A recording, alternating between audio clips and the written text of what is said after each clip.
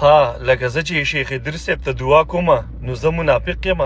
او تاسو چې په ټوله کسه باندې دا عاجزه انسان دا ساده انسان او دا د الله ولی دا تاسو راکیسته او بدی ردی کنزل ویل یو ته کول حتی چې هغه تاسو په جړا کو او نن یو ټارګټ کو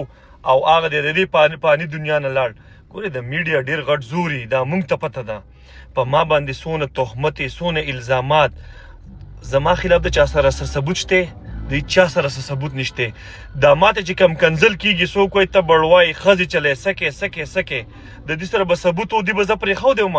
خدا خو تهمت دي بس داخله کې لګی.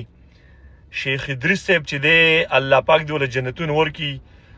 عالمان دي او چې سونه هم عالمان دي زمونږ په ځړه کې داغو د پاره احترام دی او دا یاد ساتي. ګوره دا تاسو چې دا کم منافقت کوي او دا کم بد ردی وسم وای په مولانا صاحب پسې په شیخ ادریس صاحب پسې نو ګوره تاسو به الله پاک تبا کی د اچھا د زړه نه څوک نه خبر چې د انسان په زړه کې څه دی یو الله پی علم دی.